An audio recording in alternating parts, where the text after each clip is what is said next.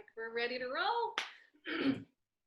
Hey, hello everybody. I am so excited here to have a conversation here with Tekoa Crates. We met just in a women's Facebook group. She was just asking for people to interview for her YouTube channel, which is Unite to Ignite.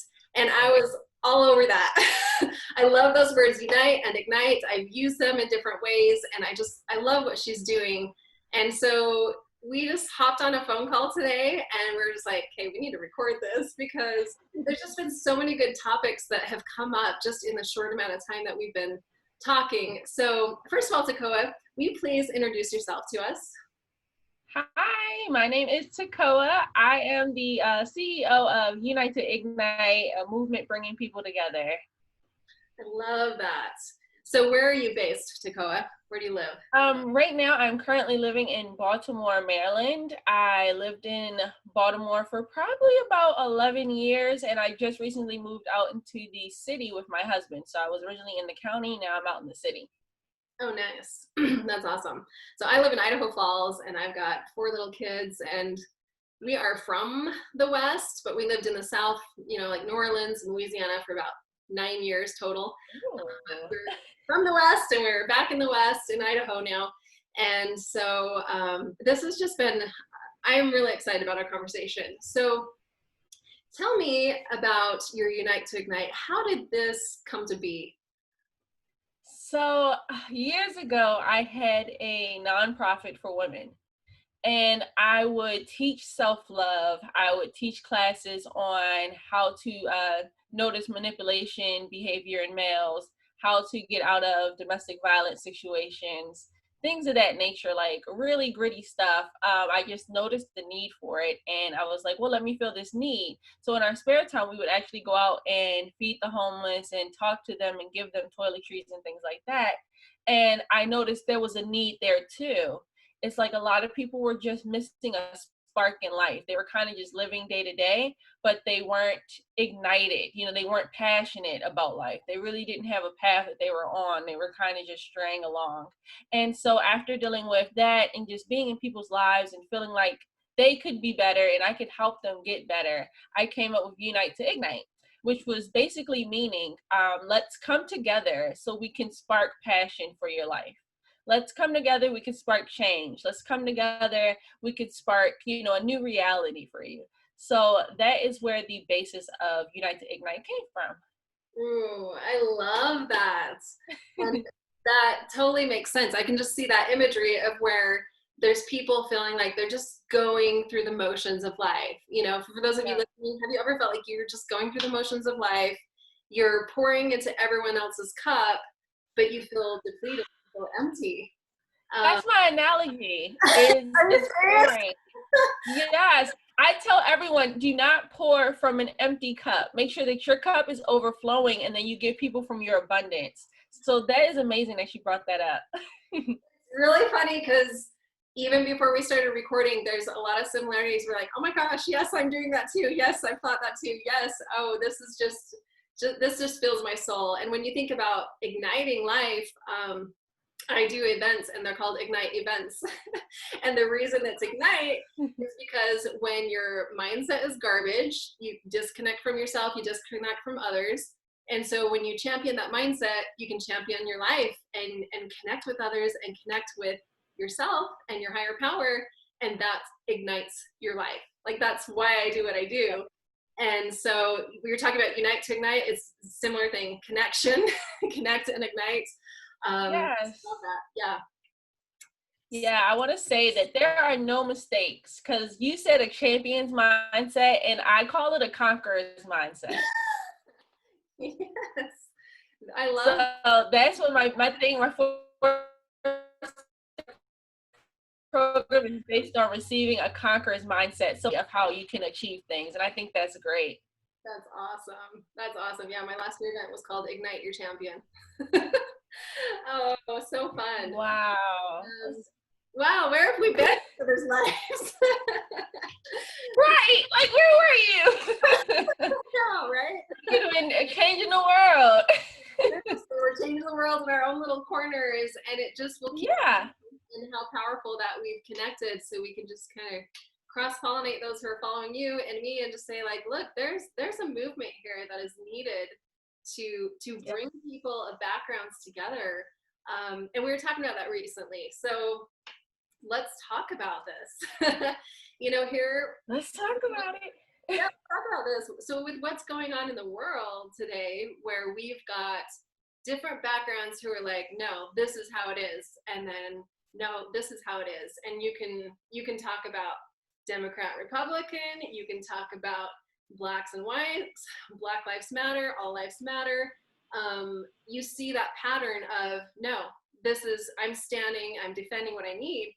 But when we open up and say, and invite, instead of fight to be right, we open up to invite and say, okay, how is it for you? What are your goals here? And let me listen to you. Then we bring that connection and we ignite ideas and opportunities that would otherwise be missed. So I want to get your thoughts on what's going on in the world today, and we'll just go from there. Just get your feedback real quick. So I think to know where you're going, you have to know where you've been. And I think that stands for the whole world, but I will focus mostly on America right now. If we look at how America was built, on what grounds, the hate that was, spread all over the land here, that energy doesn't just disappear. It doesn't just rise with the air and go away. That's an energy that we have to attack head on and claim that that's there. This was stolen land, and there were deals that were made with even Native Americans that went sour, because they couldn't really understand the rules of the people who came here. And then we had a stolen people who came here. And so there's always been the underdogs. And I think people don't realize that the system was set up for others to lose. There is the American dream, and your world is what you make it, and you can conquer anything you put your mind to. But there are some systems in place that make it harder for others. So I don't think it's fair to say anybody can get it, because that's very true. Anybody can, but it should be an equal playing ground. A certain color shouldn't have to work twice as hard. People shouldn't be targeted by the police system just because of their color of their skin. And the systems in place, they like to prevent division. That's why we have terms like black and white, because it divides us. When we are all just God's people. If we look at all of the main rule, love thy neighbor, don't love thy neighbor, but, low key in your mind, you think, oh, they're ghetto, or I love my neighbor, but they're country. I love my neighbor, but I don't believe in what they're doing when they, they talk really loud, or I don't like the way they dress. So we can't love our neighbor, but love our neighbor and love our neighbor when. We have to love our neighbor, period. And we have to realize that this land wasn't built on those principles. So it's a lot of rewiring that goes into that. We have to attack that old mindset and flip it until it's new, because the truth is we're being brainwashed by the media we see, by the things that we hear on the radio. They only let certain songs come through, and that's for a reason. Especially in the Black community, all our songs are about hate and violence and demeaning women and drugs and things of that nature. And if you're a kid growing up listening to that, your whole life and going up, that becomes your norm. So we have to be strategic in realizing that we're all equal, but we need to have an equal base. We need to start building each other up instead of tearing each other down, purposely or not purposely, on accident or on purpose. We have to make sure that we are intentional with how we treat others and intentional with the way we live. So that is what I would say on that matter. Like it stems from years and years and years and years, over 400 years, that negative presence, that, that underdog mentality has been here. So it's not easy to just say, all right, let's change it. It takes a lot of work, a lot of rewiring, a lot of talking about mindset, a lot of connection, just like this, a lot of connection of people from different backgrounds to ignite change in other people so they can see, oh, maybe I was wrong. Maybe, they're people just like us. At the end of the day, we're all flesh and blood. And I think it's so weird that people don't see that.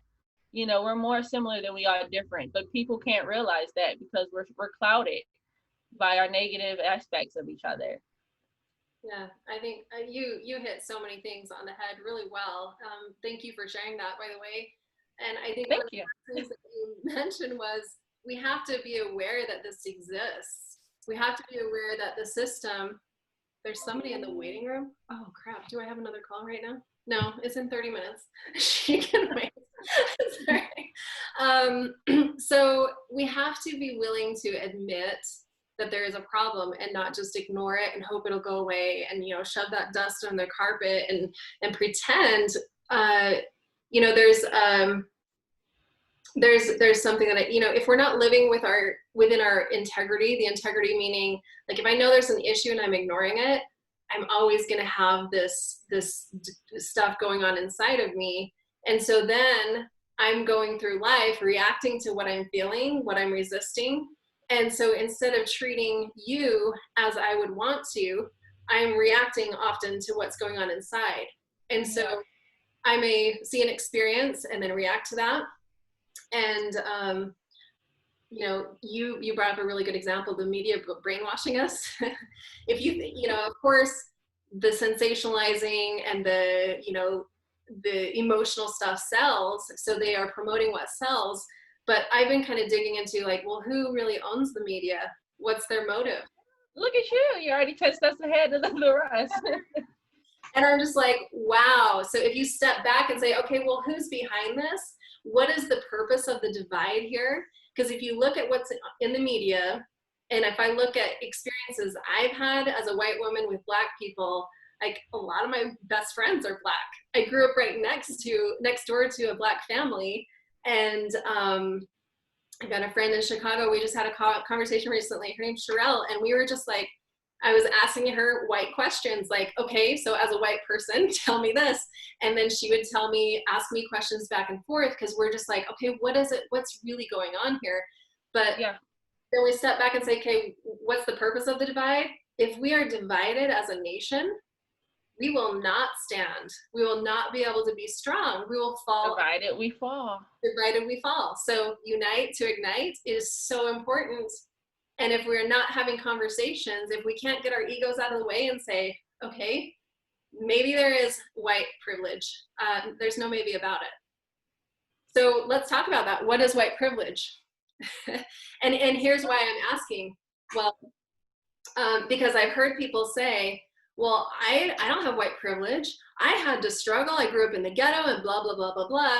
But that's not what white privilege is. It doesn't mean you've been handed your life on a golden spoon. So I want to hear it from you. Like, what does white privilege represent to you? So white privilege to me is, so the world is built with white people in power. Can we agree on that? Majority of people in power are white. That's just the way it was built. Even back in like slavery days, they would have scientists put out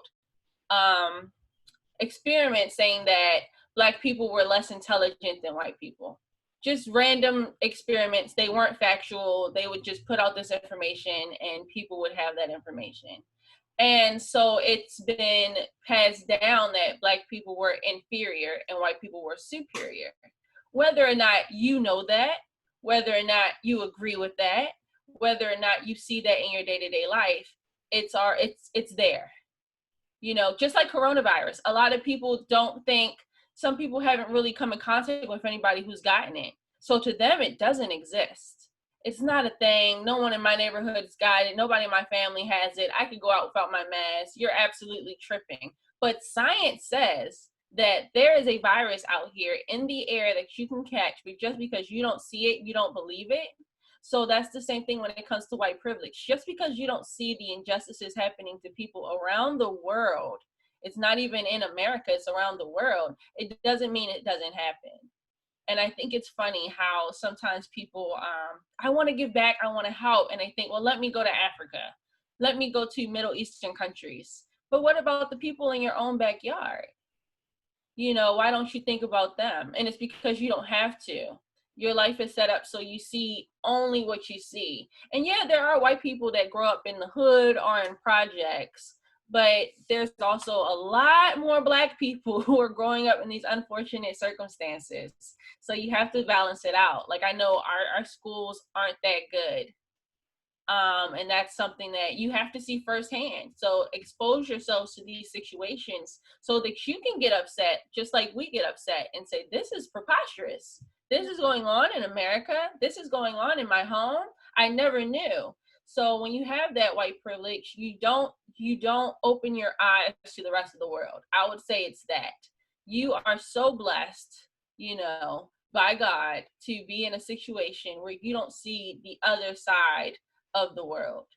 It's like you're walking with blindfolds on, but there's so much chaos going on everywhere else, but you don't see it. And that's what white privilege is. But it's some Black people, you know, when they elevate and they're not in the same situations as others, they also have that blindfold on. So I don't think it's just white privilege. I think it's a personal issue for every individual. If you can't see what's going on around you and feel led to fix it or at least engage in it. That's really beautifully said, because you just took the question from white versus Black, how you see things, to like, this is a human issue.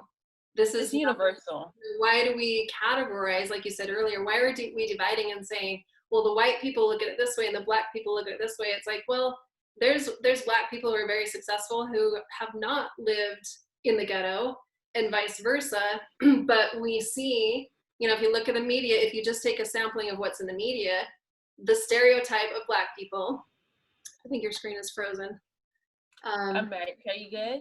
Yeah. The stereotype of Black people would be they're violent, they are criminals, they're not even, they're inhuman, they're not human.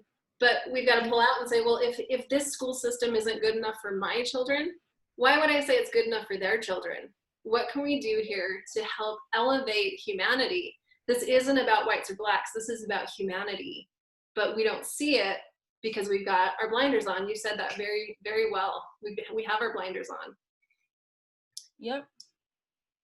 So another way I've heard of this white privilege is, you know, like, I don't have to worry if my struggles in my life are because of the color of my skin. And, you know, when I was talking to my friend, you know, there's things that we all struggle with as humans, but then sometimes it's like over and over again because someone is Black. And so at the end of the day, it's like, you start to wonder, am I good enough, because the society was not set up for Black people to elevate them? And and then certain things happen over and over. And you can argue it happens to white people too, it happens to Black people too, but there is what am I trying to say?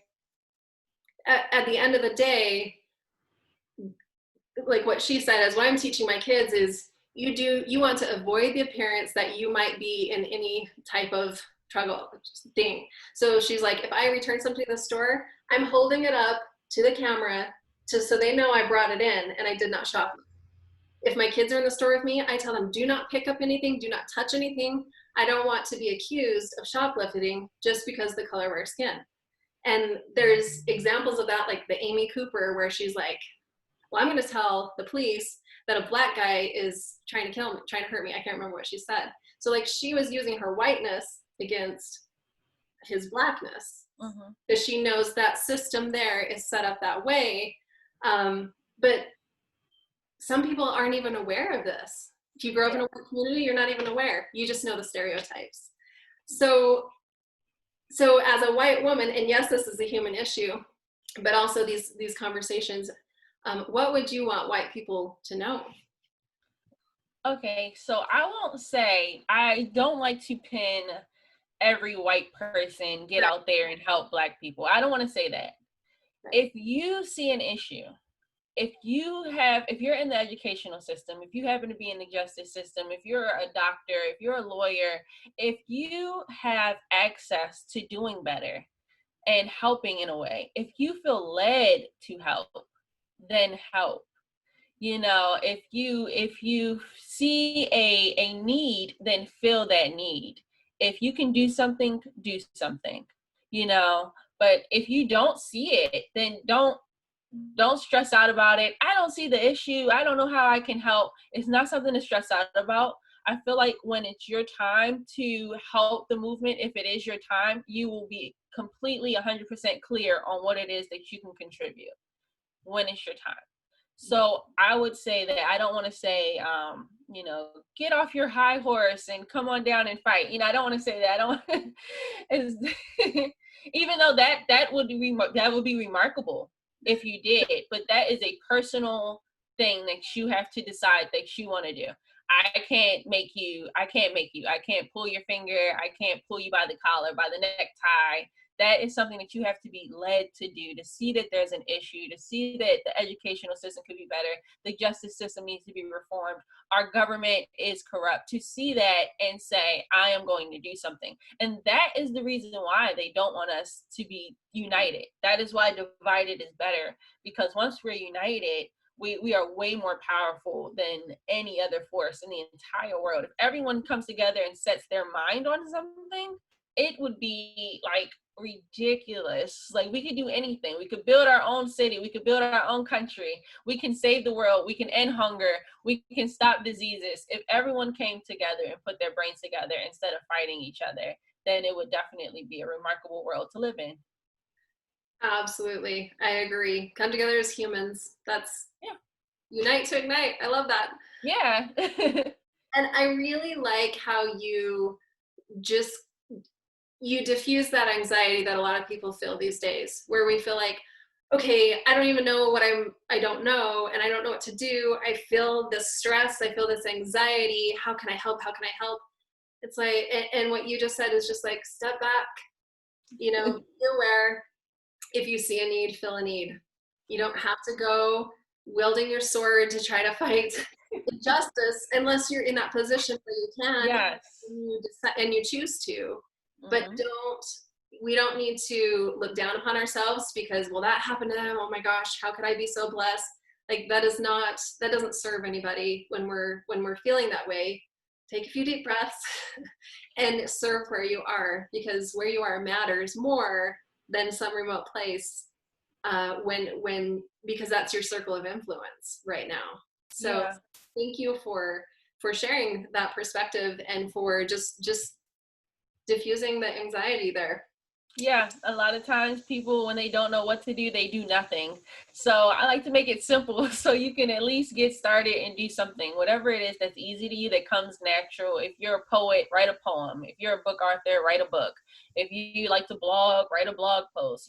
There's so many little things that really make the bigger picture that are detrimental to the movement of growth and change. So definitely look at where you are, who you are, and utilize your tools that you have under your belt. Like we were talking about gifts. Use your gifts. Yeah, use your gifts. You have gifts. And this could be a whole, let's see, how much time do we have? I have about 10 minutes. I need to catch another call. But everyone has gifts. And I think, like you said, look inside, start where you are. I don't need to compare what Tekoa is doing to what I'm doing and say, man, she's like this rock star. She's got her YouTube channel. She's doing all this stuff. And then we start feeling like, well, I'm not good enough because I'm not doing what she's doing. Like, get over that.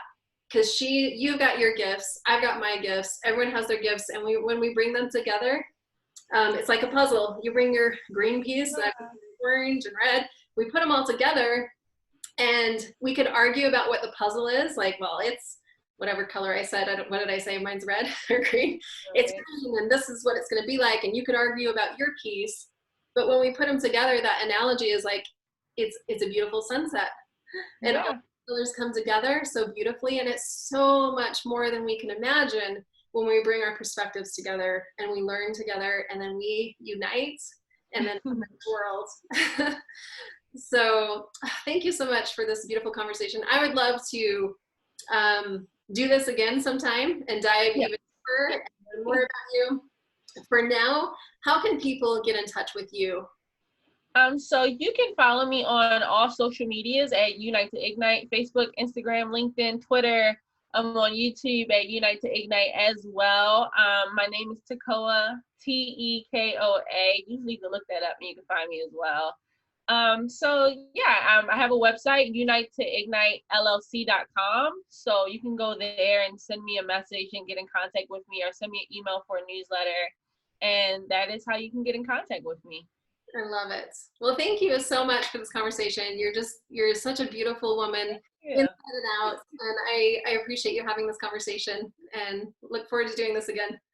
Yes, very fun. I appreciate you. Of course. All right, I'll see you next time. Bye-bye. Bye, everyone.